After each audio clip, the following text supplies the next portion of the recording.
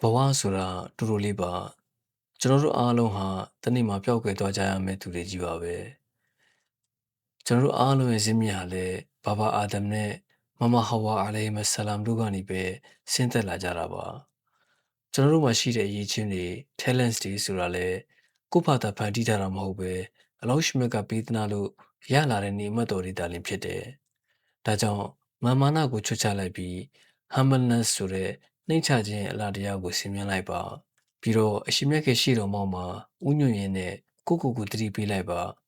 ငါဟာမြေကြီးကနေလာတဲ့မြေကြီးပေါ်မှာရှောက်နေတဲ့လူတစ်ယောက်ဖြစ်တယ်နောက်ဆုံးဘဝနေကုန်းချုပ်တဲ့အချိန်ဒီမြေကြီးထဲမှာပဲမြုပ်နှံခံရမှာတခြားလူတွေထက်ငါတာတယ်ဆိုတဲ့ superiority complex ကိုလုံးဝဖျောက်လိုက်ပါအဲ့ဒီလိုမှန်တက်နေရင်လူတွေကတင့်ကိုအလိုလိုနေရင်အမြင်ကပ်နေပါလိမ့်မယ်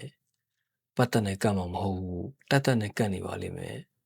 ဒီလိုမဖြစ်အောင်သူများတွေအောင်မြင်တဲ့အခါ credit ပေးဖို့ဝင်မလေးပါနဲ့သူတို့အောင်မြင်မှုကိုကပါရွရွတတဝမ်းသာပေးလိုက်ရင်တစ်ဖက်လူကတင့်ကိုအယမ်းကိုလေးစားသွားမယ်အဲ့ဒီလို humble ဖြစ်တဲ့စိတ်ထားနဲ့သာလူတွေကိုဆက်ဆံကြည့်ပါသင်ဟာသူတို့အတွက်သူတို့ရဲ့သားသမီးတွေထက်တောင်ပိုပြီးအားကိုးရတဲ့ပိုပြီးချစ်ခင်ရတဲ့လူတစ်ယောက်ဖြစ်လာပါလိမ့်မယ်